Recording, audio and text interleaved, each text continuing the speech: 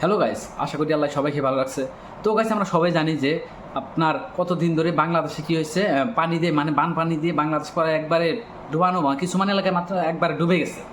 আর এর কারণ হলো ইন্ডিয়া থেকে মানে 111টি ফারাক্কা বাঁধ মানে খুলে দিয়েছে ইন্ডিয়া। মানে হঠাৎ করে বহু বহু বছর পরে আর কি কী করছে, ইন্ডিয়ার যত পানির গেট আছে সব গেট খুলে দিছে। খুলে দেওয়ার পরে আর কি বর্তমান বাংলাদেশে পানি মানে পানি। তো তার জন্যে বাংলাদেশের অবস্থা অল্প খারাপ। আর ইতিমধ্যে বাংলাদেশের মানুষ মানে যাদের বাড়িঘর সার কুরকা A to Z মানে ধ্বংসপ্রাপ্ত হয়েছে, ক্ষতিপ্রাপ্ত হয়েছে, তাদের পাশে আছে বাংলাদেশের হিরো আলম।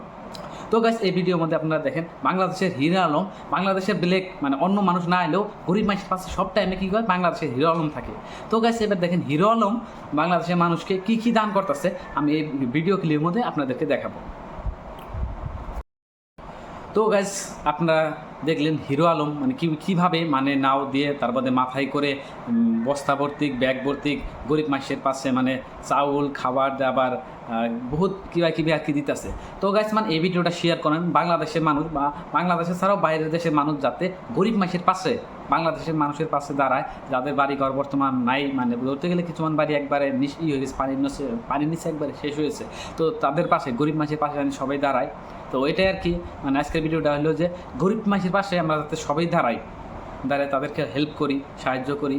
আর আমাদের মানব জাতির সবথেকে হলো পরম ধর্ম হলো মানুষকে সাহায্য করা, বিপদের টাইমে সাহায্য করা। তো গাইস, আমি তো ওখান থেকে, যেহেতু আমার আর্থিক অবস্থা এরকম নাই যে আমি এখান থেকে ডোনেশন করবো, যাদের আর্থিক অবস্থা বহুত আছে যারা দিতে পারেন, তো আপনারা তারা আর কি সবাইকে দেওয়ার জন্য আর কি করেন, ব্যবস্থা করেন যাতে গরিব মানুষের পাশে আপনারা থাকেন, দাঁড়ান ইনশাল্লাহ। তো ঠিক আছে guys, bye bye. Next video আর কি নিয়ে আসবো খুব তাড়াতাড়ি।